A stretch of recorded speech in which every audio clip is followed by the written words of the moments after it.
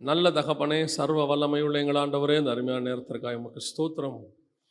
கிருபையுள்ள கரத்தில் எங்களை தாழ்த்துகிறோம். தேவனாகிய கர்த்தர் எங்களுக்கு கொடுத்த சந்தர்ப்பத்திற்காக உமக்கு நன்றி. நாங்கள் உம்முடைய சமூகத்தில் வந்து உட்கார்ந்து உம்முடைய வசனத்தை கேட்கும்படி தியானிக்கும்படி பாராட்டின தயவுக்காக உமக்கு ஸ்தோத்திரம். மகிமையுள்ள கரத்தில் எங்களை தாழ்த்துகிறோம். எங்கள் ஆண்டவர் இயேசு கிறிஸ்துவின் நாமத்தில் பிதாவே, அல்லேலூயா. ஆதியாகமத்தின் புஸ்தகம் 1ஆம் அதிகாரம் 28வது வசனம். பின்பு தேவன் அவர்களை நோக்கி, நீங்கள் பலுகி பெருகி பூமியை நிரப்பி அதை கீழ்ப்படுத்தி சமுத்திரத்தின் மச்சங்களையும் ஆகாயத்து பறவைகளையும் பூமியில் நடமாடுகிற சகல ஜீவ ஜந்துக்களையும் ஆண்டு கொள்ளுங்கள் என்று சொல்லி தேவன் அவர்களை, இது கர்த்தர் மனுஷன் மேல் வைத்ததான ஒரு தரிசனம், மனுஷன் மேலே வச்சதான ஒரு தரிசனம், அல்லது அவனுக்கு கொடுக்கப்பட்டதான கர்த்தர் மேல் அவன் மேலே வச்சதான ஒரு விஷன். இதுக்காகத்தான் தேவன் மனுஷனை உண்டாக்குகிறார். இந்த தரிசனத்தை கர்த்தர் என்ன செய்கிறார்? அவன் கையில் கொடுக்கிறார். இந்த தரிசனத்தினுடைய ஒரு விஸ்தாரம் அல்லது தரிசனத்தில் இருக்கக்கூடிய இன்னொரு விஷயத்தை தான் நாம் இன்றைக்கி பார்க்க போகிறோம். உங்களை என்னையும் கர்த்தர் அழைச்சிருக்கிறார். நம்ம எல்லாருக்கும் தெரியும். வாசிங்க, வெளிப்படுத்தின விசேஷம் 1ஆம் அதிகாரம் 6வது வசனத்தை வாசிங்க. நம்மிடத்தில் அன்பு கூர்ந்து தமது இரத்தத்தினாலே நம்முடைய பாவங்களற நம்மை கழுவி தம்முடைய பிதாவாகிய தேவனுக்கு முன்பாக நம்மை ராஜாக்களும் ஆசாரியர்களுமாக்கின அவருக்கு மகிமையும் வல்லமையும் என்றென்றைக்கும் உண்டாயிருப்பதாக. ஆமென். பிதாவுக்கு முன்பதாக நீங்களும் நானும் ராஜாக்களும் ஆசாரியருமாய் மாறியிருக்கிறோம். ராஜாவும் ஆசாரியர் என்பது 2 வேலை. ராஜாவும் ஆசாரியர் என்பது 2 வேலை. ஆதாமுக்கு 2 வேலை கொடுக்கப்பட்டது. ஆதியாகமத்தின் புஸ்தகம் 2ஆம் அதிகாரம் 15வது வசனத்தை வாசிங்க. தேவனாகிய கர்த்தர் மனுஷனை ஏதேன் தோட்டத்தில் அழைத்து கொண்டு வந்து அதை பண்படுத்தவும் காக்கவும் வைத்தார். 2 வேலை கொடுக்கப்படுகிறது. நமக்கு 2 வேலை, ராஜாக்களும் ஆசாரி. இந்த 2 வேலையும் அந்த 2 வேலையும் ஒன்று தான். காக்கவும் அது ராஜாக்கள், பண்படுத்தவும் அது ஆசாரிய வேலை. தோட்டம் என்பது கர்த்தருடைய தோட்டம். கர்த்தருடைய தோட்டம் என்பது தேவனுடைய ஆலயத்தை குறிக்கும், நம்மளை குறிக்கும்.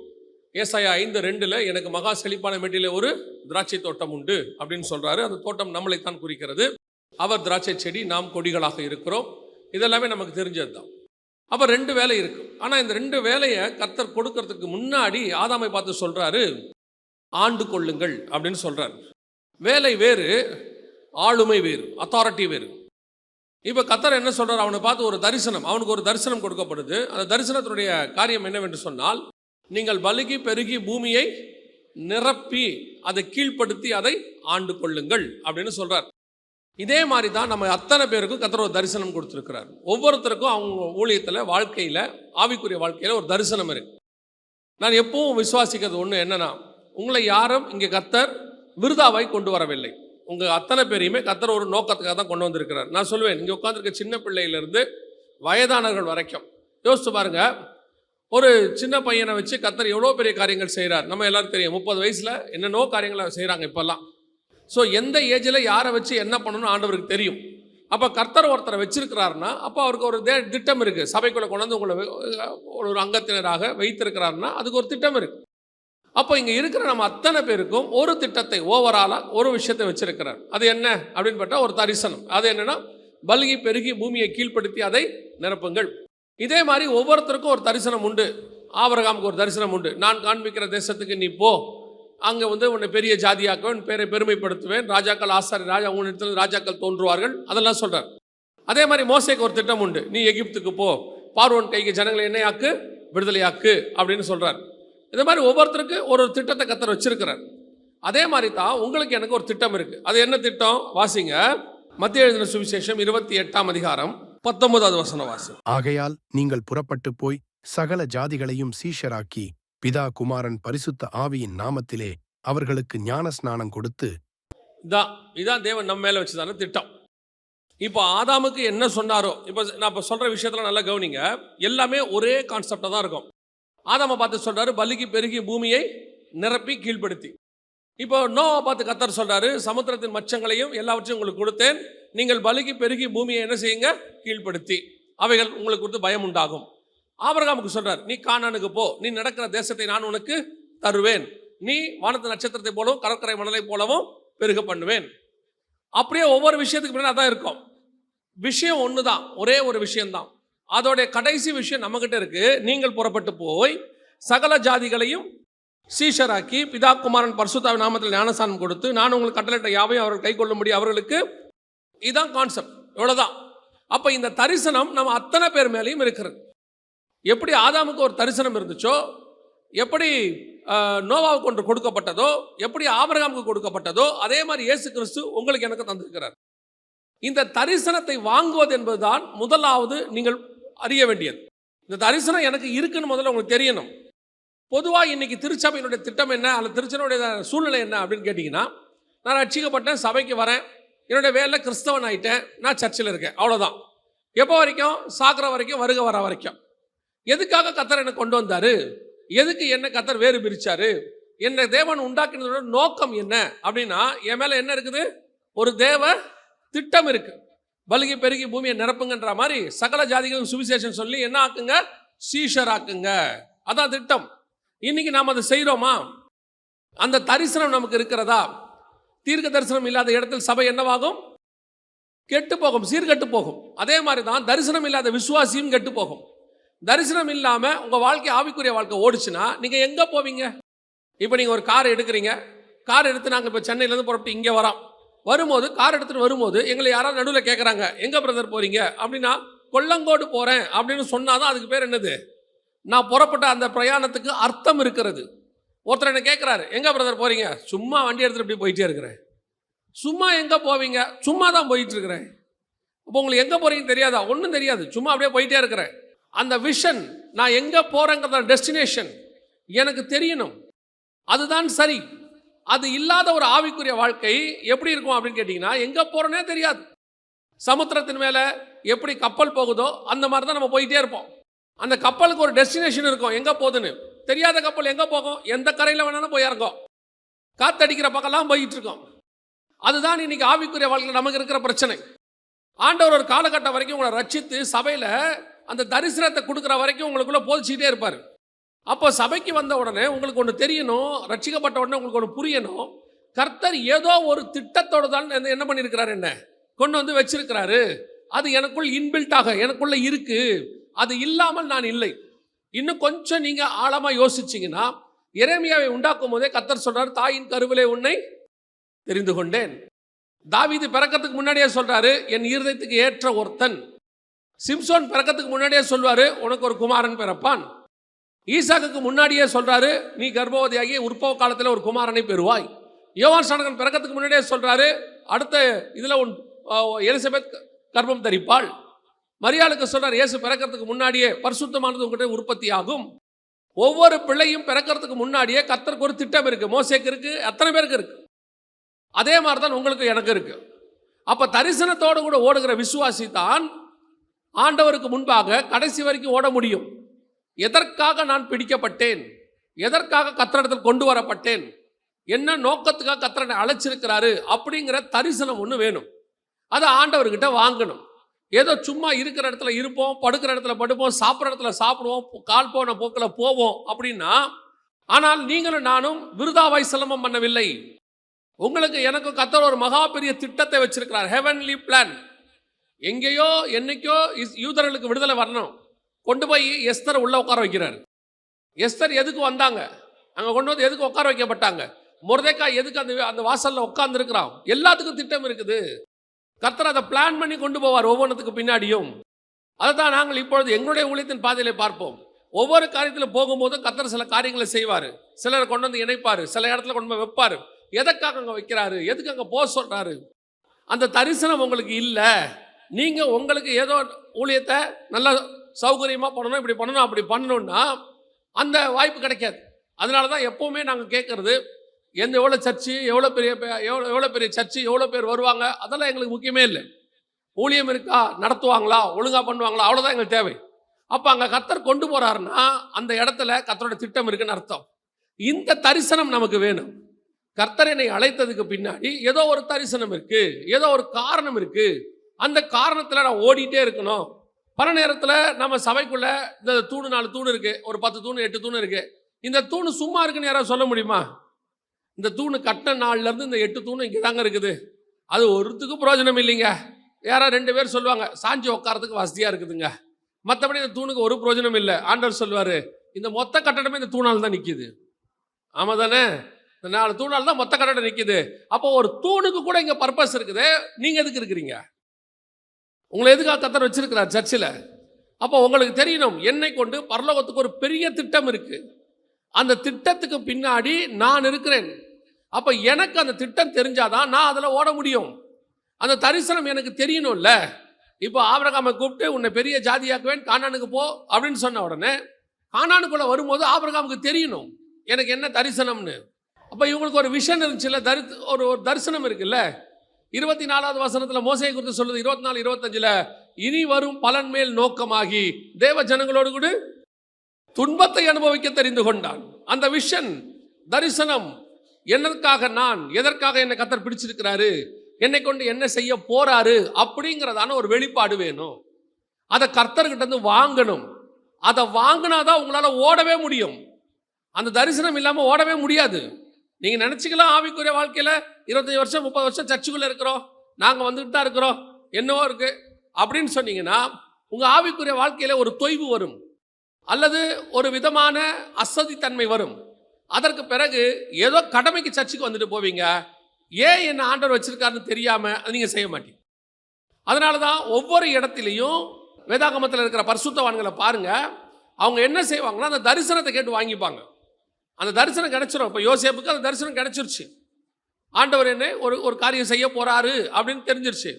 அதனால தான் யோசேப்பை குறித்து வேதவசனம் சொல்லுது எபிரேயர் 11, அவன் விசுவாசத்தினாலே தன் எலும்புகளை குறித்து கட்டளையிட்டான் அப்படின்னு இருக்குது. அப்படிதானே இருக்குது, எலும்புகளை குறித்து கட்டளையிட்டான். அப்படின்னா என்ன அர்த்தம்? ஒரு நாள் வரும், இது விடுதலை ஆகும். ஆனால் கிறிஸ்துவை பற்றின காரியம் அவனுக்கு வெளிப்பாடு வருது. யோசேப்புக்கு கிறிஸ்துவை பற்றின வெளிப்பாடு. அவங்க எல்லாரும் பாருங்க கிறிஸ்துவை குறித்து அப்படின்னு இருக்கோம். நம்ம எல்லாருக்கும் என்ன தெரியுது? இயேசு கிறிஸ்துன்னா அவர் இப்போ வந்தவர் 2000 வருஷத்துக்கு முன்னாடி. மோசே 4000 வருஷம் பழைய ஏற்பாடு நியாயப்பிரமாணம். அப்போ அவனுக்கு இயேசுவை பற்றி தெரியுமா அப்படின்னு கேட்டிங்கன்னா அவனுக்கு ஒரு தரிசனம் இருக்கு. பின்னாடி கிறிஸ்து வருவார், கிறிஸ்துவின் ராஜ்யம் வரும், அந்த ராஜ்யத்தில் நான் இருக்கணும், அந்த ராஜ்யத்துக்காக நான் இப்பொழுது பாடு அனுபவிக்கிறேன். அதனால தான் அவனால் தைரியமாக சொல்ல முடியுது, உங்கள் மத்தியிலிருந்து ஒரு தீர்க்கதரிசியை கர்த்தர் எழுப்புவார்னு அவர் சொல்றார். அப்போ யோசிச்சு பாருங்க, இந்த தரிசனம் தான் உங்களை ஓட வைக்கும். இந்த தரிசனம் தான் உங்களை முடிவு பண்ணி நிற்க வைக்கும். அதை பார்த்துக்கிட்டு தான் ஓடணும். தூரத்தில் அவைகளை கண்டு நம்பி அணைத்து கொண்டு விசுவாசத்தோடு கூட மரித்தார்கள். இந்த தரிசனம் உங்களுக்கு இருக்கா? கர்த்தர் வெளிப்பாடு கொடுத்துருக்கிறாரா? எதுக்காக என்ன கொண்டாந்து இருக்குதா? சிலர்லாம் எதுக்கு என்ன வச்சிருக்கிறார் ஆண்டவர் அப்படின்னு ஒரு தாட் வந்துருச்சுனாலே ஏன் இருக்கணும்னு தோணும். எதுக்குன்னு உங்களுக்கு தெரியாட்டி ஏன்ற வார்த்தை வந்துடும். எதுக்குன்னு உங்களுக்கு தோணிச்சுன்னா ஏங்கிற கேள்வியே வராது. கர்த்தர் என்ன எதுக்காக செலக்ட் பண்ணன்னு உங்களுக்கு தெரிஞ்சிருச்சுன்னா ஏன் இங்கே இருக்கிறங்கிற வார்த்தையை உங்களுக்கு வராது. அப்போ முதலாவதாக நீங்கள் தெரிந்து கொள்ள வேண்டியது, ஆண்டவர் என்ன பண்ண வச்சிருக்கிறாரு? ஒரு தரிசனத்தோடு வச்சிருக்கிறார். அந்த தரிசனம் என்ன? திருப்பி வாசிங்க, ஆதியாகமம் 1:28 திருப்பி வாசிங்க பார்ப்போம். பின்பு தேவன் அவர்களை நோக்கி, நீங்கள் பலுகி பெருகி பூமியை நிரப்பி அதை கீழ்ப்படுத்தி சமுத்திரத்தின் மச்சங்களையும். முதலாவது சொன்னது என்னது? பலுகி பெருகி. அப்போ பலுகி பெருகினா என்ன? எப்படி பலுகி பெருகணும்? பலுகி பெருகிறதுனா என்ன?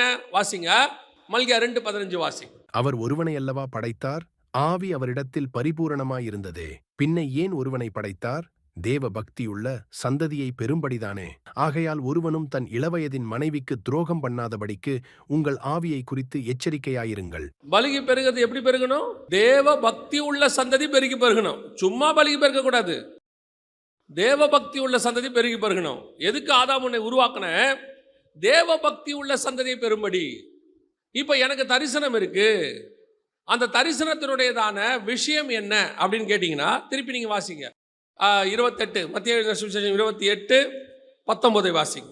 ஆகையால் நீங்கள் புறப்பட்டு போய் சீஷராக்கி. இதுக்கு தான் அங்கே பலுகி பெருகின்றது. இங்கே என்ன இருக்குது? சீஷராக்கி. அங்கேயும் குழந்தை பிறக்கணும், இங்கேயும் குழந்தை பிறக்கணும். இங்கே ஆவிக்குரிய குழந்தை, அங்கே ஆதாம் ஏவாளுக்கு குழந்தை. அந்த குழந்தை எப்படி இருக்கணும்? தேவ பக்தி உள்ள சந்ததி. இங்கே இருக்கிற குழந்தை எப்படி இருக்கணும்? சகல ஜாதிகளையும் சீஷராக்கி. சீஷன் யாரு? இங்கே கர்த்தருக்குள்ள பிறக்கிறவன் தான் சீஷன், அங்கே ஆதாம் ஏவாளுக்கு பிறக்கிறவன் பயபக்தி உள்ள. 2 பேருக்கும் ஒரே தரிசனம். ஆனால் இப்போ நீங்களும் நானும் எப்படி பிறக்க வேண்டியிருக்குது? எப்படி குழந்தைய பெற்றுக்க வேண்டியிருக்குது? சீஷனான குழந்தைய பெற்றுக்க வேண்டியிருக்குது. அந்த குழந்தைய பெற்றெடுக்கிறோமா? சீஷர்களை உருவாக்குறோமா? இன்னைக்கு சபை கிறிஸ்தவர்களை உருவாக்குறது. சபை இன்னைக்கு கூட்டத்தை உருவாக்குது, சீஷனை உருவாக்குதா? சீஷன் என்பவன் யார்? சிலுவையை எடுத்துக்கொண்டு என் பின்னால் வருகிற தகுதி உள்ளவனே யாரா இருப்பான்? எனக்கு சீஷனாக இருப்பான். உலகத்தை வெறுத்து ஆண்டவருக்கு பின்னாடி சிலுவை எடுத்துக்கிட்டு வரக்கூடிய ஒரு பெரிய கூட்டத்தை உருவாக்குறதுக்கு தான் கர்த்தர் உங்களை என்னையும் அழைச்சிருக்கிறார். இந்த குழந்தையை பெற்றெடுக்கணும், இந்த குழந்தை தான் பலுகி பெருகணும். இன்னைக்கு நாம என்ன பண்ணிட்டு இருக்கிறோம் அப்படின்னு கேட்டீங்கன்னா, பலுகி பெருகி நிரப்புறோம். சர்ச்சு விசுவாசியால நிரம்புது. ஆனா அந்த விசுவாசி சீஷரா இருக்குதான்றதா கேள்வி. ஒரு காலத்துல சர்ச்சுக்குள்ள வர அத்தனை பேரும் சீஷர் ஆனார்கள். சர்ச்சு சீஷனை உருவாக்குறவனா இருக்கணும், சபை விசுவாசியை உருவாக்க கூடாது. யார் சீஷன்? விசுவாசி எல்லாம் சீஷன் அல்ல, விசுவாசி சீஷனாய் மாறணும். சபை என்பது விசுவாசிகளுக்கான இடம் அல்ல, விசுவாசிக்கான ஆரம்ப இடம். உள்ள வந்து விசுவாசி என்னவாகணும்? சீஷன் ஆகணும். சீஷன் என்னவாகணும்? ஊழியக்காரனை வெளியே போகணும். அதான் சபைக்கான இடம். சபைக்கு வசனத்துக்கு வந்து கர்த்தருக்காக ஜீவனை கொடுக்கிறவன். தோமா அழகா ஒரு வார்த்தை சொல்லுவார். லாசருவ மரித்தோர்லேருந்து எழுப்புறதுக்கு இயேசு போவார். போகிறதுக்கு முன்னாடி ஆண்டவர் கூப்பிடுவார். அப்போ கூப்பிடும் போது இவங்க சொல்லுவாங்க, ஆண்டவரே அவங்க நம்மளை கல்லெறிய பார்த்தாங்கல்லப்பா அப்படின்லாம் சொல்லுவாங்க. சொன்ன உடனே இயேசு சொல்லுவார், வாங்க போவோம் அப்படின்னு சொன்ன உடனே தோமா ஒரு வார்த்தை சொல்லுவார், வாருங்கள் அவரோடு கூட சாகும்படி போவோம். இவெல்லாம் யார் தெரியுமில்ல? தெளிவாக தெரியுது, அங்கே போனால் கல்லெறிஞ்சு கொல்லுவாங்கன்னு தெரியுது. அவனும் சொல்கிறான், இப்போ தான் நம்மளை கொல்ல பார்த்துருக்காங்க, அந்த ஊருக்கு நம்ம திருப்பி போகிறோமே, நித்திரை பண்ண அவன் ஏந்திரிச்சிருவான், அவனை எழுப்புறதுக்கு இவ்வளோ தூரம் போகணுமா அப்படின்னு அவர் சொல்கிறார். இல்லை, அவன் செத்துட்டான் அப்படிங்கிறார். உடனே அவன் சொல்கிறான், இல்லை அங்கே போனால் சாவடிச்சிருவாங்க நம்மளை. அவர் சொல்கிறாரு, வாங்க போகலாம் அப்படின்ட்டு கிளம்பிட்டார். வேற ஒன்றும் செய்ய முடியாது. சீஷங்கிறவன் எப்படிப்பட்டவனா இருப்பான் தெரியுமா? குருவை தொடர்கிற யாவரும் எப்படி இருப்பாங்களா? குரு போல இருப்பார்களாம். குருவை தொடர்கிற சீஷர்கள் எப்படி இருப்பாங்க? குரு போல. அவர் சொல்றாரு, போலாம் வாங்க. இவன் சொல்றான், கூட போனால் செத்து போவோம். நான் போகிறேன், நானும் வரேன். செத்து போவேன், நீ கூட சாவும். புறப்பட்டுட்டோம்ல அவர் கூட சிலுவை எடுத்துக்கிட்டு. உண்மையான சீஷனுடைய சுபாவம் அது. இயேசுவுக்காக ஜீவனை கொடுக்கிறவன் தான் சீஷன். இன்னைக்கு சபைக்கு வர்றதெல்லாம் விசுவாசி. விசுவாசிக்காக நீங்கள் சபையில் இருக்க வேண்டிய அவசியம் இல்லை. விசுவாசி சீஷனாக மாறணும், அடுத்த இடத்துக்கு போகணும். அதுதான் வசனம் சொல்லுது, தேவ பக்தி உள்ள சந்ததியை பெறும்படி. அப்படி உருவாக்குற சீஷர்களை உருவாக்க முடியாது கர்த்தர் அனுப்புனார். இன்னைக்கு சபையில பிரச்சனை எங்க இருக்கு அப்படின்னு கேட்டீங்கன்னா, சீஷனாக்குற இடத்துல நம்ம இல்லை. கடைசி வரைக்கும் விசுவாசியை நல்ல விசுவாசியா வச்சுக்கிறோம். சொல்லும் போதே அவங்க என்ன சொல்றாங்க? நல்ல விசுவாசி. எங்களுக்கு 200 விசுவாசி இருக்காங்க, 300 விசுவாசி இருக்காங்க. எத்தனை சீஷன் இருக்கான் கேட்டு பாருங்க. சீஷர்களுடைய கவலையே இப்ப இல்லை நமக்கு. சீஷர் ஆகணுங்கிற எண்ணமும் இல்லை. அதனால சபை என்ன ஆகுது? தேவ பக்தி உள்ள சந்ததியில பெருகல. சபைக்குள்ள எல்லாம் இருக்கிறான். காயினும் இருக்கிறான், ஆபேலும் இருக்கிறான். ஆபேல் யாரு? ஜீவனை கொடுக்கிறவன். காயின் யாரு? ஜீவனை எடுக்கிறவன். ஆபேல் யாரு? முதற் பலனான காணிக்கை செலுத்துறவன். காயின் யாரு? சிலவற்றை தெரிந்து கொண்டு காணிக்கை செலுத்துறவன். ஆபேல் யாரு? தன் சகோதரனுக்காக ஜீவனை கொடுக்கிறவன். காயின் யாரு? கோபம், மூர்க்கம், கொலைபாதகன். 2 பேரும் சர்ச்சில் இருக்கா. இன்னைக்கு ஏதேனுக்குள்ள யார் இருந்தாங்க? 2 பேரும் இருந்தாங்க. அதே தான் இன்னைக்கு இருக்கு. சபைக்குள்ள ஏன் அப்படி இருக்கு? கெட்டவனும் இருக்கான், நல்லவனும் இருக்கான், எல்லாரும் இருக்காங்க. அப்படிதான் இருக்காங்க. காரணம் என்னன்னா, அவன் விசுவாசியாவே இருக்கான். அவன் சீஷனானா மட்டும்தான் ஜீவனை கொடுக்கிறவனாக மாறுவான். சீஷனா மட்டும்தான் கர்த்தரை பின்தொடருவான். சிலுவை எடுக்கணும். சிலுவையை எடுக்காத எந்த விசுவாசியும் சீஷனாக முடியாது. கர்த்தர் உங்களை அனுப்பினது சீஷராகும்படிக்கு. நீங்கள் சீஷனானத்தான் இன்னொருத்தரை சீஷனாக மாற்ற முடியும். நீங்க விசுவாசியா இருந்தால் நீங்கள் ஆவிக்குரிய பிள்ளைகளை பெற்றெடுப்பீர்கள். அந்த பிள்ளையும் என்னவா தான் இருக்கும்? விசுவாசியா தான் இருக்கும். கேட்டா இன்னைக்கு மாடர்னைஸ்ட் நல்லா தெரிஞ்சுக்கொள்ளுங்க. மாடர்னைஸ்ட் வேற. அன்னைக்கு வேஷ்டி கட்டினாங்க, இன்னைக்கு பேண்ட் போட்டாச்சு. அன்னைக்கு ஒரு ஜிப்பா போட்டாங்க, இன்னைக்கு ஒரு சட்டை போட்டோம். இது மாடர்னைஸ்ட். ஆனா உள்ளுக்குள்ள சீஷன் ஆகிறதுல மாடர்னைஸே கிடையாது. அந்த தாழ்மை தான். அவன் என்னதான் கோலியாத்தை ஜெயிச்சாலும் தாவீது போய் சவுல்ட்ட என்ன செய்வானா? தம்புரு வாசிச்சுக்கிட்டு அவருக்கு அசிஸ்டண்டா இருந்தானாமா. அவன் என்ன செய்யணும்? எல்லாரும் சொல்லிட்டாங்க, சவுல் கொண்டது 1000, தாவீது கொண்டது 16000. தாவீது மண்டையில எதுவும் ஏறல, தாவீதுடைய உச்சத்துல ஒன்றும் ஏறல. அவன் போய் சவுல்கிட்ட என்னவா இருக்கிறான்? அசிஸ்டண்டா இருக்கான். தாவீது என்ன பண்ணணும்? யாரும் பண்ணாத நான் பண்ணியிருக்கையா, நியாயமாண்டையா, உனக்கு மருமகையா. ஏன்னா அவர் சொல்லிட்டாரு, என் மகளை உனக்கு தரேன்ட்டு. தாவீதுக்கு என்ன தோணணும்? அவன் சொல்றான், அதுக்கெல்லாம் எம்மாத்திரம். அவன் தான் சீஷன். இப்பவும் சொல்லுவேன், நீங்கள் எவ்வளவுக்கு எவ்வளவு சீஷனாக இருக்கிறீர்களோ அவ்வளவு கர்த்தர் உங்களை ராஜாவாக உயர்த்துவார். நீங்கள் பெற்றெடுக்க வேண்டிய பிள்ளை பல்லுகி பெருக வேண்டிய பிள்ளை. அது எப்படிப்பட்டதாக இருக்கணும்? தேவ பக்தி உள்ள பிள்ளையாக இருக்கணும். இன்னைக்கு சீஷனாகிற இடத்துக்கு சபை வரணும். விசுவாசிகளுக்கு சொல்லுகிறேன், நீங்கள் ஒரு வருகை தாமதித்தால், ஒரு நல்ல ஊழியக்காரனை உருவாக வேண்டும் என்றால், ஒரு தலைமுறையை நன்றாக உருவாக்க வேண்டும் என்றால், நீங்கள் நல்ல சீஷனாக இருக்க வேண்டும். நீங்கள் சிலுவையை சுமக்கிறவங்களாக இருக்கணும். போய் சீஷர்களை பற்றி பைபிளில் படிங்க. டிசைபிள்ஷிப்னு தனி பாடமே இருக்கு, படிச்சு பாருங்க. அது வந்தாதான் இது வரும். இல்லைன்னா மண்டையில் எங்கேயோ ஓரத்தில் கொஞ்சம் இருக்கும், பெருமைகள் இருக்கும், கொஞ்சம் கோபம் இருக்கும், மூர்க்கம் இருக்கும், அல்லது ஒரு விதமான எண்ணங்கள் ஓடிட்டு இருக்கும். படித்த பெருமை அல்லது பண பெருமை, ஊர் பெருமை எல்லாம் கொஞ்சம் இருக்கும். எல்லாம் உடைக்கணும், அத்தனையும் உடைக்கணும். இயேசு கிறிஸ்து எல்லாத்தையும் உடைச்சு தாழ்மையின் ரூபம் எடுத்து முடிவு பரியந்தம், சிலுவையின் முடிவு பரியந்தம் தன்னை தாழ்த்தினார். அடிமையின் ரூபம் எடுத்து இயேசு கிறிஸ்துவே அப்படி ஒரு சூழ்நிலை தன்னை சீஷனாக காட்டுறாரு பாருங்களேன். பிரதான ஆசாரியர், ராஜாதி ராஜா, யூதராஜ சிங்கம், சர்வ வல்லமை உள்ள தேவன், பிறக்கும் போதே அவர் கர்த்தர். இவ்வளவு இருக்கிறவருக்கு இவ்வளவு தாழ்மை இருக்குது. அதனால எவ்வளவுக்கு எவ்வளவு தன்னை தாழ்த்தினாரோ அவ்வளவு தேவன் அவரை என்ன பண்ணானா? உயர்த்தினார் அவரை. அதே மாதிரி தான் தேவன் உங்களையும் உயர்த்துவார். நீங்கள் பெற்றெடுக்க வேண்டிய மிக முக்கியமான பிள்ளை தேவ பக்தி உள்ள சந்ததி. அதைத்தான் புதிய ஏற்பாட்டில் ஆண்டவர் சொல்றாரு, போய் சகல ஜாதிகளுக்கு என்ன பண்ணுங்க? சுவிசேஷம் அறிவித்து அவர்களை என்னவாக்கணும்? சீஷராக்கி. இது ரெண்டாவது. சரி, இப்போ எனக்கு அந்த டாஸ்க் கொடுத்துட்டாரு. இப்போ திருப்பி வாசிங்க, ஆதியாகமம் 1:28 வாசிங்க.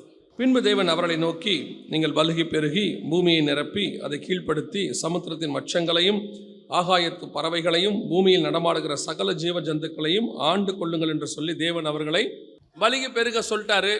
தரிசனம் கிடைச்சிருச்சு.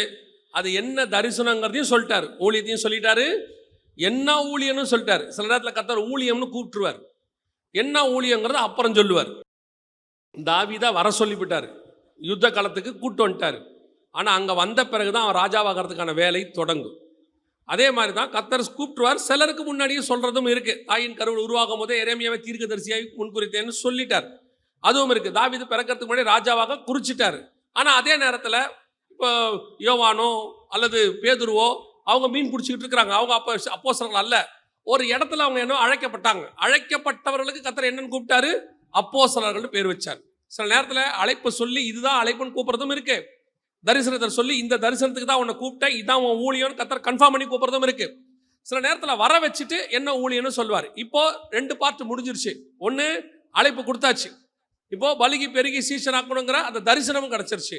ஆனால் அதை செய்யறதுக்கு ஆண்டவர் இன்னொரு காரியத்தை செய்யணும். அது இருந்தால்தான் நீங்கள் அதை செய்யவே முடியும். இப்போ தரிசனம் இருக்கு, என்ன செய்யணும்னு தெரியுது, எப்படி செய்யணும்? நமக்கு எல்லாருக்கும் நல்ல ஆசை இருக்கு.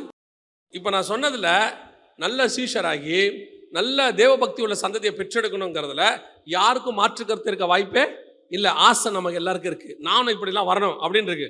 ஆனால் இதை செய்வதற்கு என்ன செய்யணும்? வாசிங்க, ஆதியாகமத்தின் புத்தகம் 2ஆம் அதிகாரம் 18வது வசனம் வாசிங்க. பின்பு தேவனாகிய கர்த்தர், மனுஷன் தனிமையாயிருப்பது நல்லதல்ல, ஏற்ற துணையை அவனுக்கு உண்டாக்குவேன் என்றார். மனுஷன் தனிமையாயிருப்பது அவனுக்கு ஏற்ற துணையை. தரிசனம் கொடுத்தாச்சு, பலிக்கு பெருக சொல்லியாச்சு, தேவ பக்தி உள்ள சந்ததின்னு சொல்லியாச்சு. ஆனால் அது பெருகணும்னா, அந்த தரிசனம் நிறைவேறணும்னா யார் தேவைப்படுது? ஏற்ற துணை தேவைப்படுது. இந்த ஏற்ற துணை அப்படிங்கிறதுக்கு ஆண்டவர் யூஸ் பண்ணுற வேர்டு என்னன்னு கேட்டிங்கன்னா, இங்கிலீஷில் என்னவா இருக்குன்னு கேட்டிங்கன்னா, ஹெல்ப்பர் அப்படின்ற வேர்டை யூஸ் பண்ணுறார். கம்ஃபர்டர், ஹெல்ப்பர் அப்படிங்கிற வேர்டை அவர் யூஸ் பண்ணுறார். இதே வேர்டை இப்போ புதிய ஏற்பாட்டில் நீங்கள் போய் சகல ஜாதிகளுக்கும் சுவிசேஷம் சொல்லி எல்லாம் சொல்லணும்ல, சீஷராக்கணும்ல, அதுக்கு ஆண்டவர் சொல்கிற வார்த்தை என்ன? வாசிங்க, அப்போஸ்தலர் நடபடிகள் 1ஆம் அதிகாரம் 8வது வசனம் வாசிங்க. பரிசுத்தாவி உங்களிடத்தில் வரும்போது நீங்கள் பெலனடைந்து எருசலேமிலும் யூதேயா முழுவதிலும் சமாரியாவிலும் பூமியின் கடைசி பரியந்தமும் எனக்கு சாட்சிகளாயிருப்பீர்கள் என்றார். இப்போ இந்த வசனம் நிறைவேறணும்னா, நீங்கள் போய் சகல ஜாதிகளையும் சீஷராக்கணும்னா, இயேசு திருப்பி சொல்றாரு, நீங்கள் போய் எருசலேமில் தங்கி இருங்க. பரிசுத்தாவி உங்களிடத்துல வருவார். அவர் வந்து என்ன செய்வார்? உங்களை பலப்படுத்துவார், நிரப்புவார். நீங்கள் சாட்சிகளாக இருப்பீர்கள். நீங்கள் சாட்சிகளாக இருக்கும்போது அவர்கள் என்ன ஆவாங்க? ஜனங்கள் சீஷர்லாம் மாறுவாங்க. அது எப்படிங்க சொல்றீங்க அப்படின்னு கேட்டா, அதே அப்போஸ்தலர் நடபடிகள் 2ஆம் அதிகாரம் திருப்புங்க. அந்த இடத்துல பேதுரு சொல்ற ஒரு வார்த்தையை கவனிங்க. 32வது வசனம் வாசிங்க, 2:32. இந்த இயேசுவை தேவன் எழுப்பினார், இதற்கு நாங்கள் எல்லாரும் சாட்சிகளாயிருக்கிறோம். இவங்க சாட்சியா இருக்கணும்னா யார் வரணும்? பரிசுத்தாவி வரணும். இப்போ இவங்க சாட்சியா இருக்கணும்னா பரிசுத்தாவி வரணும். அவர் வந்த உடனே இவங்க என்ன ஆயிட்டாங்க? ஏன்னா அதுக்கு முன்னாடி வரைக்கும் இவங்க போய் பிரசங்கம் பண்றதுக்கு தைரியம் இல்லை. யாருக்கிட்டையும் போய் சொல்றதுக்கு என்ன இல்லை? தைரியம் இல்லை, பயம், கதவை சாத்திக்கிட்டு உட்காந்துருக்காங்க. இப்போ ஆவியானவர் வந்தார். வந்த உடனே பேதுருக்கு ஒரு தைரியம் வருகிறது. எழுந்திருச்சு தன்னை சாட்சியாய் நிறுத்துகிறார். பாருங்க, நீங்க இயேசுவை ஜீவாதிபதியை கொலை செய்தீர்கள், பிதாவாகிய தேவன் அவரை உயிரோடு கூட எழுப்பினார், அதற்கு நாங்கள் சாட்சிகளாய் இருக்கிறோம். அன்றைய தினம் எத்தனை பேர் ரட்சிக்கப்பட்டால்? அவ்வளவுதான் விஷயமே. ஆதாமுக்கு தரிசனம், தேவபக்தி உள்ள சந்ததியை பெற்றெடுக்கணும். அந்த தீர்க்க தரிசனம், அந்த தரிசனம் நிறைவேறணும்னா ஏவாள் வரணும். வந்து 2 பேரும் சேர்ந்தா அந்த சந்ததி பிறக்கும். இங்க சபை இருக்கு, சீஷர்கள் இருக்கிறாங்க. இவங்க தேவபக்தி உள்ள சந்ததி, சீஷர்களை கொண்டு வரணும், ஆண்டவருக்குள்ள பிறக்கணும். அப்படின்னா இவங்களுக்கு யார் வேணும்? பரிசுத்த ஆவியானவர் வேணும். ஆதாமும் ஏவாளும் சேர்ந்தா அங்க தேவபக்தி உள்ள சந்ததி பிறக்கும். இங்க நீங்களும் பரிசுத்த ஆவியானவர் சேர்ந்தா சீஷர்கள் பிறப்பார்கள். அவ்வளவுதான் விஷயமே. அப்போ உங்களுக்கு தெரியணும், எனக்குள்ள என்னதான் கர்த்தர் கொடுத்தாலும் உன்னதத்திலிருந்து பலன் என்மேல் நிழலாடினால்தான் எனக்குள்ள இருந்து பரிசுத்தமானது பிறக்கும். இன்னைக்கு சபை யாரை கொண்டு நடத்தப்படுகிறது? உங்கள் ஊழியம் யாரை கொண்டு இருக்கு? நீங்கள் யார் மூலமாக ஊழியம் பண்ணுகிறீர்கள், அல்லது யார் மூலமா பேசுறீங்க? நிறைய பேருக்கு என்ன தெரியுமா ஆதங்கம்? எல்லாம் செய்யறோங்க, ஆனா ரிசல்ட் இல்லை. எல்லாம் பண்றோம், ஆனா என்ன இல்லை? ரிசல்ட் இல்லை. கணவன் மனைவியும் சேர்ந்தாச்சு, கல்யாணம் பண்ணியாச்சு, 3 வருஷம் ஆனாலும் குழந்தை இல்லை, 4 வருஷம் ஆனாலும் குழந்தை இல்லை. இப்போ 3 வகையான பிரச்சனை இதில் இருக்கு.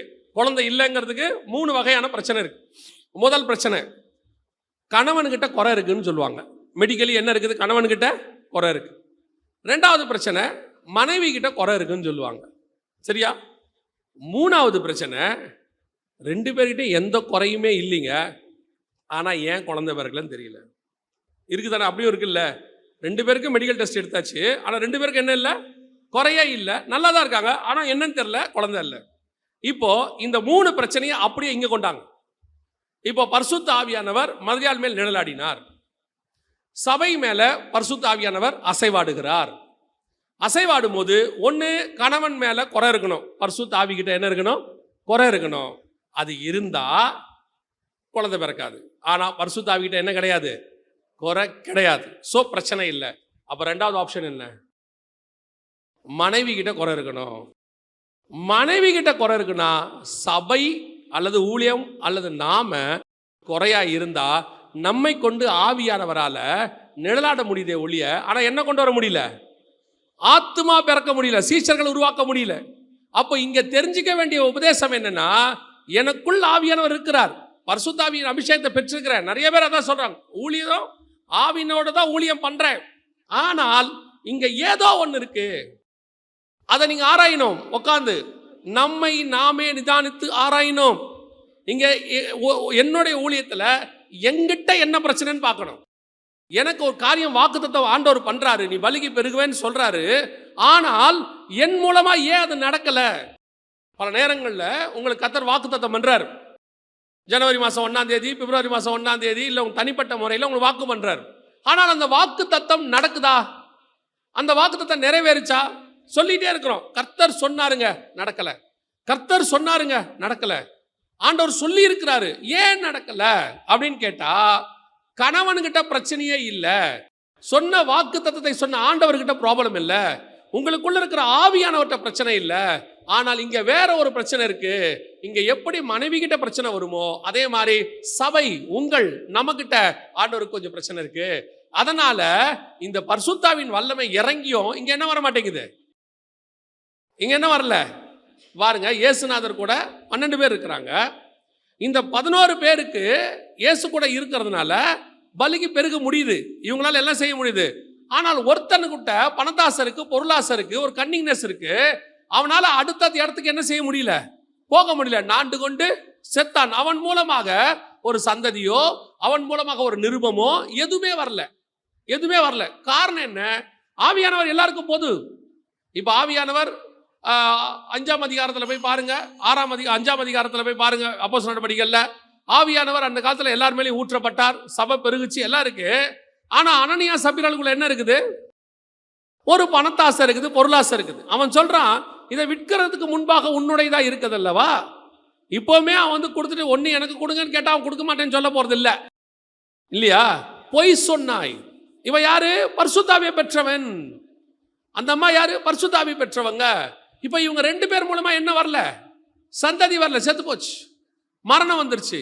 நீ பரிசுத்தாவியை பெற்றும், அதான் வசனம் சொல்லும் எபிரேயர் நிருபத்தில் 6ஆம் அதிகாரம் 4வது வசனம் வாசிங்க. 6:4.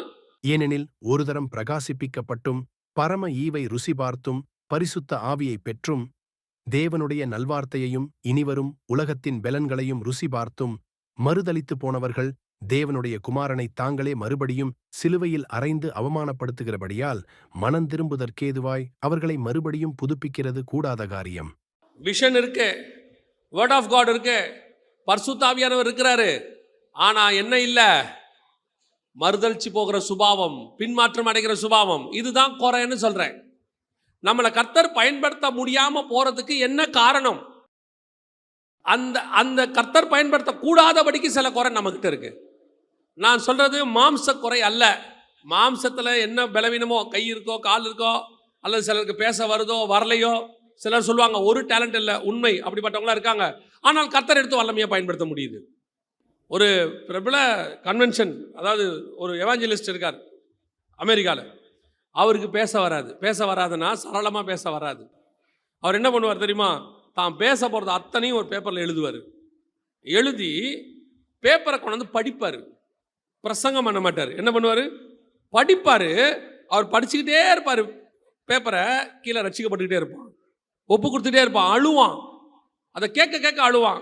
இப்போ பாருங்க, இவருக்கு நல்ல பிரசங்க டேலண்ட் இல்லைன்னு உலகம் சொல்லும். ஆனால் இவர் பேசினால் அங்கே கிரியை நடக்கிறது, அங்கே பிள்ளை பிறக்குது. அந்த குறையை பற்றி கர்த்தர் பேசல, உன் டேலண்ட்டை பற்றி பேசல.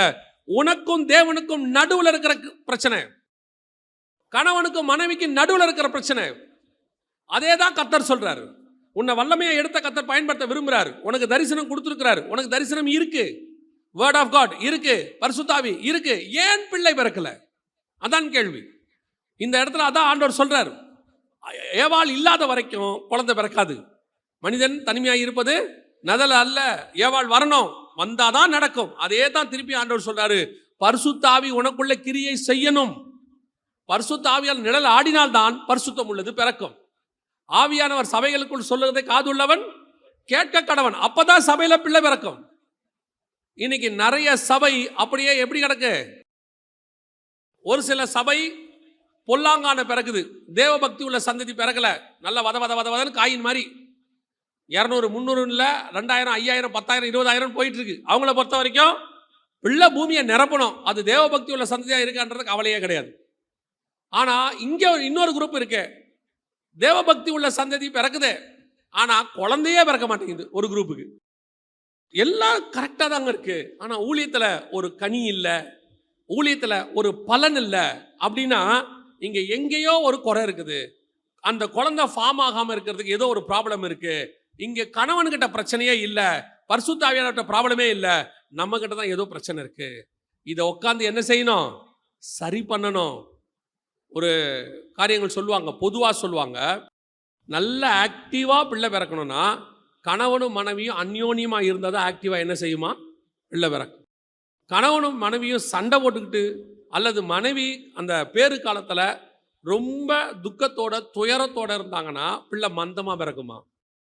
அவங்க நிறைய சொல்லுவாங்க. அந்த மெடிக்கலி நீங்கள் பார்த்தீங்கன்னா, பிள்ளை வயிற்றில் இருக்கும்போது நல்ல சந்தோஷமான செய்திகளை மட்டும்தான் என்ன செய்யணும்? கேட்கணும்னு சொல்லுவாங்க. சிலர்லாம் உட்காந்து டிவி பார்ப்பாங்களாம் குழந்தை இருக்கும்போது. அப்போ இஸ்ரேலில் ஒரு காரியம் இருக்கான். என்ன சொல்லுவாங்களாம்? கன்சீவ் ஆனதுலேருந்து குழந்தை பிறக்கிற வரைக்கும் டிவி பார்க்கக்கூடாதுன்னு சொல்கிறவங்களாம் இருக்கிறாங்களா. ஏன்னா டிவியில் ஏதாவது பேய் அந்த மாதிரிலாம் காட்டுவாங்க. பேய் படம்லாம் பார்த்துட்டாங்கன்னா அது வந்து பிள்ளையை பாதிக்குமா, வயிற்றில் பிள்ளை துள்ளுமா. இப்போது மரியாள் போய் வாழ்த்துதல் சொன்ன உடனே வயிற்றில் உள்ள பிள்ளை துள்ளிட்டுன்னு இருக்குல்ல, அந்த மாதிரி டிவியில் நீங்கள் எதையாவது பார்க்கும்போது அந்த பிள்ளை என்ன செய்யுமா? பயப்படுமா. உள்ள ஹாரர் சவுண்டு அல்லது ரொம்ப சவுண்டு கேட்கும்போது பயப்படுமா. அதான் டாக்டர்ஸே என்ன சொல்கிறாங்களா, பிள்ளைக்கு நல்லா மைல்டு மியூசிக் போடுங்க, பிள்ளை நல்லா வளரும்னு. இது உலக பிரகாரமாக. அதே காரியத்தை தான் சொல்கிறோம்.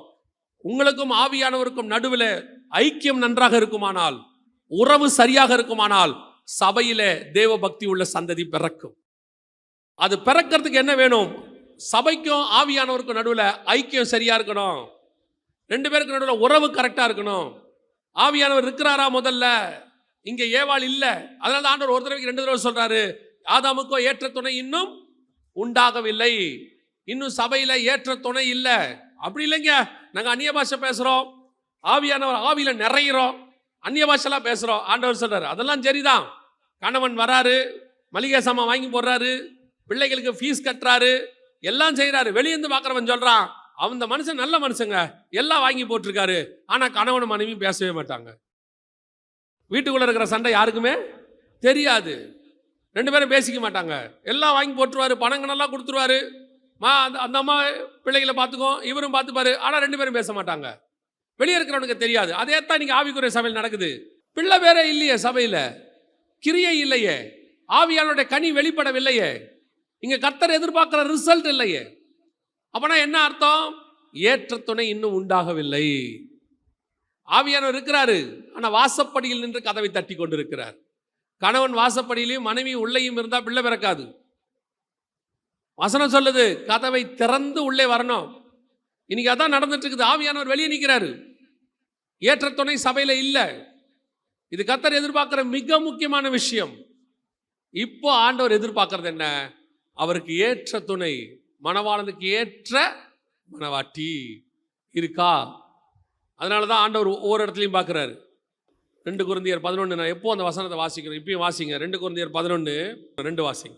நான் உங்களை கற்புள்ள கன்னிகையாக கிறிஸ்து என்னும் ஒரே புருஷனுக்கு, இதான் ஏற்ற துணை. கிறிஸ்து என்னும் ஒரே புருஷனுக்கு எப்படி ஒப்படைக்கணுமா? கற்புள்ள கன்னிகையாக. இப்ப பரிசுத்த ஆவியானவர் நிழலாடினோம்னா, மரியாதை பத்தி வசனம் சொல்லுது, புருஷனை அறியாத கன்னிகை. அப்படிதானே இருக்குது. நான் இன்னும் புருஷனை அறியேன். அப்பனா என்ன அர்த்தம்? இங்க ஏவாள் வந்து பாம்போட பேசிட்டாங்க, சர்ப்பம் வந்துடுச்சு, அவங்களுடைய உபதேசம் சபைக்குள்ள வந்துடுச்சு. அதுக்கு மேல ஆதாமும் ஏவாளும் இணைகிறாங்க. 4ஆம் அதிகாரம் 1ஆம் வசனம் சொல்லுது, ஆதாம் தன் மனைவியாக ஏவாளை அறிந்தான். ஏற்கனவே இந்த அம்மா சர்ப்பத்தின் பேச்சை கேட்டாங்க, இப்போ ஏவாளோடு கூட ஆதாமும் இணைகிறாரு. பிறக்கிறது என்னவா இருக்குது? காயின் பொல்லாங்கன் பிறந்தான். பழைய துருத்தியும் புது திராட்சரசமும் சேரக்கூடாது, பழைய கொடித்துணியும் புது கொடித்துணியும் சேரக்கூடாது, சர்ப்பத்தின் உபதேசமும் பரிசுத்த ஆவியானவரும் சேர முடியாது. அப்படி ஆதாம் பரிசுத்தம் உள்ளவனும் ஏவாளும் சேர்ந்தாங்கன்னா பிறக்கிறது பொல்லாங்கானாக இருக்கும். எதனால இப்படி நடந்துச்சு? சர்ப்பமும் உள்ள இருக்கு, பரிசுத்த ஆவியானவர் நிழலாடுறாரு. ஆவியானவர் உள்ள இருக்கிறார், அப்படியே போயிட்டு இருக்கு. வெளியேந்து பார்க்குறவங்களுக்கு ஆவியில நிறைகிறாரு, சபை ஆவியில இருக்கு, எல்லாம் உற்சாகமா இருக்கு, எல்லாம் சொல்லிட்டு இருக்கிறாங்க. ஆனா நடக்கிற காரியம் என்னவா இருக்கு தெரியுமா? உள்ளுக்குள்ள என்ன நடந்துகிட்டு இருக்கு தெரியுமா? உள்ளே பொல்லாங்கன் பிறந்து கொண்டிருக்கிறார். அநேக சபைகளிலே பொல்லாங்கன்கள் நிறைந்து கொண்டே இருக்கிறார்கள். பலிக்கு பெருகு என்ன மாதிரி சந்ததி பிறக்கணும் சபையில? தேவ பக்தி உள்ள சந்ததி. ஏற்ற துணை வந்தாச்சு. ஆதாமுக்கோ ஏற்ற துணை இல்லைன்னாங்க. தேவன் வந்து, இயேசு கிறிஸ்து வந்து, நான் உங்களுக்கு ஏற்ற துணை தேற்றவாளனை அனுப்புவேன், கம்ஃபர்டர், ஹெல்பர் அனுப்புவேன், அனுப்பிட்டாரு. ஏற்ற துணை வந்தாச்சு. இப்போ பலிக்கு பெருகணும்ல. ஆனா இங்க என்ன பெருகுது? பொல்லாங்கன் பெருகிட்டு இருக்கிறானே. அப்ப சபை தரிசனம் இருக்கு, பரிசுத்த ஆவியானவர் இருக்கு, வசனம் இருக்கு. ஆனா பிறக்கிறது சீஷனா பிறக்கல. எதா பிறக்குது? பொல்லாங்கன் பிறந்துகிட்டு இருக்குது. அப்போ கர்த்தர் உங்க மேல வச்ச தரிசனம் வேஸ்ட். கர்த்தர் உங்களை அழைச்ச அழைப்பு வேஸ்ட். நான் எப்போ ஒரு காரியத்தை ரொம்ப உணர்வேன். என்ன உணர்வேன்னு கேட்டீங்கன்னா, கர்த்தர் உங்களை என்னையும் அழைச்சது அவர் தரிசனத்துக்கு. நாம நம்ம இஷ்டத்துக்கு செஞ்சுக்கிட்டு இருப்போம், நம்ம மாம்சத்தின் கிரியைகளில் செஞ்சுக்கிட்டு இருப்போம். சில நேரத்தில் நமக்கு என்ன பிடிக்குதோ அதை செய்வோம். கர்த்தர் வந்து அந்த இடத்துல உங்களை உணர்த்துவாரே ஒழிய தடுக்க மாட்டார். உணர்வு இருக்கும், நம்ம வேணாம் பண்ண வேணாம் இப்படிலாம் தோணும், ஆனால் தடுக்க மாட்டார். இப்படி போயிட்டே இருக்கும். உங்களுக்கு தெரியாது, உங்களை அவருடைய தரிசனத்திலேருந்து கர்த்தர் வெளியே அமுச்சிட்டாருன்னு உங்களுக்கு தெரியாது. நான் சொல்றது உங்களுக்கு புரியுதா இல்லையா? அப்படியா அனுப்பிடுவாரா அப்படின்னு கேட்குறீங்களா? ஒரே ஒரு வசனம் மட்டும் வாசிங்க. 1 சாமுவேல் 13ஆம் அதிகாரம் 1வது வசனம் வாசிங்க. 1 வருஷம் ஆயிற்று, இஸ்ரவேலை 2ஆம் வருஷம் அரசாண்ட போது ஒரு சம்பவம் நடக்குது. அந்த சம்பவத்தில் அவர் என்ன சொல்றாரு பாருங்க. 14வது வசனம். இப்போதோ உம்முடைய ராஜ்யபாரம் நிலை நிற்காது. கர்த்தர் தம்முடைய இருதயத்திற்கு ஏற்ற ஒரு மனுஷனை தமக்கு தேடி அவனை கர்த்தர் தம்முடைய ஜனங்கள் மேல் தலைவனாயிருக்க கட்டளையிட்டார். கர்த்தர் உமக்கு விதித்த கட்டளையை நீர் கைக்கொள்ளவில்லையே என்று சொன்னான். அப்படின்னா என்ன அர்த்தம்? முடிச்சிட்டார், வேலை முடிச்சு. இது எப்போ நடக்குது? சவுல் ராஜ்யபாரம் பண்ணின முதலாம் வருஷம். ஒரு வருஷம் ஆயிற்று, ஒரு வருஷம் முடிஞ்சிருச்சு, 2வது வருஷம் நடக்குது. ஆனால் சவுல் எத்தனை வருஷம் ராஜாவாக இருந்தான் தெரியுமா? 40 வருஷம். அடுத்த 38 வருஷம் அவன் அழைப்பிலேயே இல்லை, அவன் தரிசனத்திலேயே இல்லை. இன்னைக்கு அதே மாதிரி நிறைய பேர் ஆவிக்குரிய வாழ்க்கையில் வாழ்ந்துட்டு இருக்கிறாங்க. கர்த்தரை அவங்கள தள்ளி ரொம்ப நாள் ஆச்சு. கர்த்தர் அவங்கள வேணான்னு சொல்லிட்டார். இப்பவும் சொல்கிறேன், பாவம் செஞ்சதுனால அப்படி அர்த்தம் இல்லை. பாவம் செஞ்சு உணர்த்தும் போது அதற்கு கீழ்ப்படியாமல் துணிகரமாக செய்யும் போது. சவுலுக்கும் தாவீதுக்கும் என்ன டிஃபரன்ஸ்? 2 பேரும் கர்த்தருக்கு விரோதமான காரியங்களை ஈடுபடுறாங்க. ஆனால் தாவீது மனம் திரும்புகிறார், உணர்வடைகிறார். இவன்கிட்ட என்ன இல்லை, நான் கரெக்டு தாங்க. வசனம் சொல்லுது, 2 பண்ணுதல் வெள்ளி சூனிய பாவத்திற்கும். கர்த்தருக்கு பிடிக்காத விஷயம் இது. இதுதான் கர்த்தருக்கு பிடிக்காத விஷயம். கர்த்தர் என்ன சொன்னார்? உன்னை பலிக்கு பெருகி உன் வேலை என்ன அதை செய்ய. இங்கே என்ன நடக்குது? ஜனங்களை போய் ஜனங்களுக்கு விரோதமாக சவுல் 2 பண்ணிட்டானா. அதனால கர்த்தர் பார்த்தாரு, தள்ளுறாவன்ட்டார். வேணாண்டாவன். ஏன் வேணாங்கிறீங்க? அவன் உள்ளுக்குள்ள சரியில்லாம தப்பு செய்கிற வேலை, பாவம் செய்கிற வேலை, திருப்பி ஏஞ்சி வந்துடுவான். ஆனால் கன்னிங்னஸ், ஒருத்தருக்கு ஒருத்தர் போட்டு கொடுத்து ஒருத்தரை பிரிக்க விட்டு அவங்க 2 பேரும் பிரிஞ்சு போகிறது நினைக்கிறது கர்த்தர் பிடிக்காத வேலை. அதுவும் தேவ பிள்ளைகளுக்கு நடுவில் நடத்துறத கர்த்தர் ஒரு நாளும் அனுமதிக்கிறது இல்லை. எல்லாரையும் பாருங்க, தப்பு நடக்கும். மோசே பரிந்து பேசுவான் ஜனங்களுக்காக, எதையாவது ஒன்று சொல்லி ஆண்டவர்கிட்ட சேர்த்துடலான்னு நினைப்பான். தாவீதை பாருங்க, தப்பு நடந்துடும், நான் தானே தப்பு பண்ணேன், ஆடுகள் என்ன செஞ்சிச்சு. அந்த பரிந்து பேசுதல். ஆண்டவர் சொல்வார் இதில் கெத்செமனே தோட்டத்தில், உங்களுக்கு நான் தானே வேணும், அவங்கள விட்டுருங்க பார். இதுதான் பரிந்து பேசுதல். இன்னைக்கு கர்த்தர் ஏன் சவுலை தள்ளினார்? காரணம் என்ன? இன்னைக்கு இதுதான் நடந்துக்கிட்டே இருக்குது. பல நேரங்களிலே கர்த்தர் உங்களையும் என்னையும் எதிர்பார்க்கிற சுபாவம் வேறு. தேவ பக்தி உள்ள சந்ததியை பெறணும், கர்த்தர் விரும்புகிற தரிசனத்துக்குள்ள வரணும் அப்படின்னா கர்த்தர் எக்ஸ்பெக்ட் பண்றது ஆவியானவர் நம்மகிட்ட நிழலாடணும். கர்த்தருடைய அபிஷேகம் நம்மளை விட்டு இருக்கு, அதுல தான் செய்ய முடியும். ஆவியானவர் இருக்கிறாரு, நாம சபையில் இருக்கிறோம், ஆனா குழந்தை பிறக்கல. காரணம், அநேகர் கர்த்தருடைய தரிசனத்துக்குள்ளே இல்லை. கர்த்தர் தள்ளியாச்சு, கர்த்தருடைய அழைப்புல இல்லை. ஆனால் கர்த்தர் இன்னைக்கு ஒரு வாக்கு கொடுக்கிறார் நமக்கு. தாவீது போய் திருப்பி கேட்ட உடனே கர்த்தர் மீண்டும் புதுப்பித்தார் அவனுக்கு. தாவீது இதே மாதிரி தப்பு செஞ்சார். ஆனால் ஆண்டவர் சொல்றாரு, சரி உன் ராஜ்யபாரம் நிலை நிற்கும், அதுக்கான தண்டனை கிடைக்கும். ஆனால் என்ன செய்யும்? உன் தரிசனம் தப்பிச்சுக்கும். போய் திருப்பி பேதுரு மனம் கசிந்து அழிதான், மீண்டும் அவன் தரிசனம் தப்பிச்சுக்குச்சு. அதே காரியத்தை கர்த்தர் சொல்லுகிறார். ஒருவேளை கர்த்தர் உங்களை என்னை கொண்டு ஒரு பெரிய காரியம் செய்ய ஒரு தரிசனம் வச்சிருப்பார். அதை செய்யணும்னு சொன்னால் இதுதான் ஃபார்முலா. முதலாவது, உங்களுக்கு இருக்கிற தரிசனம் உங்களுக்கு தெரிய வேண்டும். 2வது, அந்த தரிசனத்துக்கு ஏற்ற துணை பரிசுத்த ஆவியானவர்னு உங்களுக்கு தெரியணும். 3வது, நீங்களும் பரிசுத்த ஆவியானவரும் ஒருமனப்பட்டு இருந்தால் மட்டும்தான் அந்த தரிசனம் நிறைவேறும். இந்த 3லையும் எங்கே மிஸ்டேக் பண்ணாலும் உங்களை கொண்டு செய்ய வேண்டிய காரியம் நடக்காது. முதல்ல உங்கள் தரிசனம் உங்களுக்கு என்னான்னு தெரியணும். அந்த தரிசனம் என்ன? நான் சீஷராக்கி ஜனங்களை கர்த்தரிடத்தில் கொண்டு வர வேண்டும். அதற்கு என்னால் முடியாது, எனக்கு ஏற்ற துணை பரிசுத்த ஆவியானவர் வேண்டும். பரிசுத்த ஆவியானவர் வந்தாலும் அவர் என்மேல் நிழலாடினால்தான் சீஷர்கள் பிறப்பார்கள். பரிசுத்த ஆவி இருக்கு, ஆனால் குழந்தை பிறக்கலை அப்படின்னா என்ன அர்த்தம்? எனக்கும் ஆவிக்கு நடுவில் என்ன இருக்குது? ஏதோ பிரச்சனை இருக்குன்னு அர்த்தம். இன்னைக்கு அதை சரி பண்ணும்போது கர்த்தர் சொல்றாரு, நீங்கள் பலுகி பெருகி பூமியை நிரப்புவீர்கள், அவர் உங்களை கொண்டு பெரிய காரியங்களை செய்வார். அல்லேலூயா. நாம் ஜெபிக்க போகிறோம். ஏந்திரிக்கலாமா தேவ சமூகத்தில்? உங்களுக்கு வச்ச தரிசனம் என்ன? கர்த்தர் உங்களை அழைச்ச அழைப்பு என்ன? நீங்க ரட்சிக்கப்படும் போது கர்த்தர் உங்ககிட்ட பேசினது என்ன? ஒருவேளை உங்ககிட்ட கர்த்தர் ஊழியத்தை பத்தி சொன்ன தரிசனம் என்ன? அது இன்னும் உங்ககிட்ட இருக்கா? அந்த தரிசனம் இன்னும் உங்ககிட்ட இருக்கா? அந்த தரிசனத்தை நிறைவேற்றுகிற ஆவியானவர் இன்னும் உங்க மேல இருக்கிறாரா?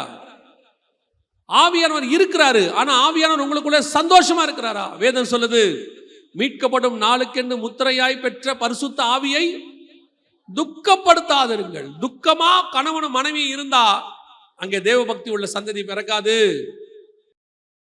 உங்களுக்குள்ள ஆவியானவர் சந்தோஷமா இருக்கிறாரா? நீ பலகீனப்பட்டது வேற. துணிகரமா பரிசுத்த ஆவியை பெற்றும் இனி வரும் பலன்களை அறிந்தும் மறுதலித்து போனவர்கள். வாயால மறுதலிக்கிற, இயேசுவை தெரியாது, எனக்கு இல்ல, நான் இல்ல, தேவையில்லை. கர்த்தர் சொல்றாரு, உன் மேல எனக்கு ஒரு பெரிய தரிசனம் இருக்கு. உன்னை சபைக்குள்ள கொண்டு வந்ததுக்கு எனக்கு ஒரு பெரிய தரிசனம் இருக்கு. உன் மேல நான் அபிஷேகித்ததுக்கு ஒரு பெரிய தரிசனம் இருக்கு. எங்கேயோ தோட்டத்துக்குள்ள இருந்த ஒருத்தனை வச்சு இந்த உலகம் முழுக்க ஜனங்களை கொண்டு வர முடியுமானால், எங்கேயோ அராரத் மலையில இறங்கின ஒரு பேழைக்குள்ள இருந்து ஒரு மனுஷனை கொண்டு பூமி முழுக்க நிரப்ப முடியுமானால், கர்த்தர் உன்னை கொண்டு பெரிய காரியங்களை செய்ய வல்லமை உள்ளவராக இருக்கிறார். ஆனால் உங்களுக்கும் ஆவியானவருக்கும் ஐக்கியம், உறவு சரியா இருக்கணும். அப்பத்தான் கர்த்தர் விரும்புகிற பிள்ளை பிறக்கும். ஆவியானவரும் இருக்கிறாரு, சர்பத்தின் வார்த்தையும் இருக்கு. ஆதாமும் இருக்கிறாரு, சர்வமும் வந்துட்டு போச்சு அப்படின்னா உன் மூலமாய் பிறக்கிறது பொல்லாங்கானாக இருக்கும். சபை பொல்லாங்கானால் நிரப்பக்கூடாது.